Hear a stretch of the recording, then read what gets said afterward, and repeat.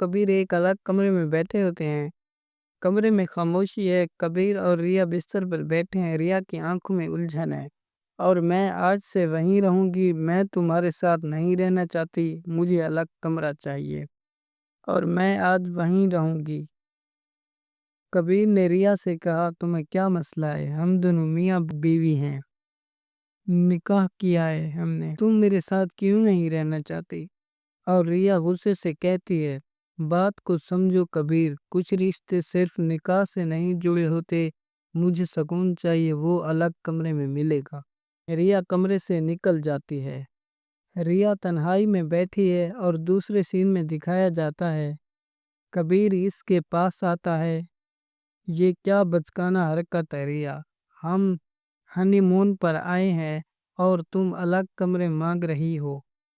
ریا غصے سے کہتی ہے، بس مجھے اکیلا چھوڑ دے، میں تمہارے ساتھ نہیں سونا چاہتی، تم جو چاہو کرو۔ کبیر دل میں سوچتا ہے، چلو کوئی بات نہیں، میں ایسا کام کروں گا کہ یہ ریا خود میرے پاس آ جائے گی۔ سین 3 میں دکھایا جاتا ہے کبیر اور ہوٹل مینیجر کی ملاقات ہوتی ہے۔ کبیر چپکے سے جیسے ہی ریا سونے لگتی ہے اس کے کمرے کی لائٹ بند کر دیتا ہے، بس وہ ڈر جائے اور میرے پاس آ جائے۔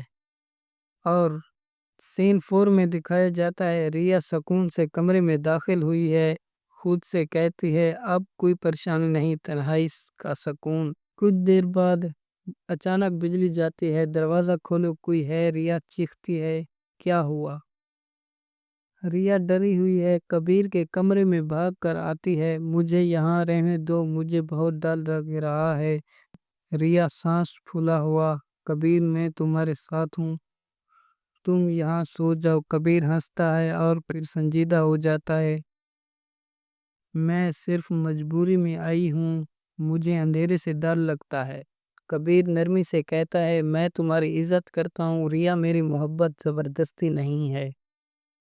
اور اگلے سین میں دکھایا جاتا ہے ریا کبیر کے ساتھ سو رہی ہے، پرسکون چہرہ۔ کبیر جاگتا ہے اور اسے دیکھتا ہے، لیکن میں جانتا ہوں یہ صرف ایک وقتی بھروسہ ہے۔ کبیر کے دل میں کاش یہ لمحہ کبھی ختم نہ ہو۔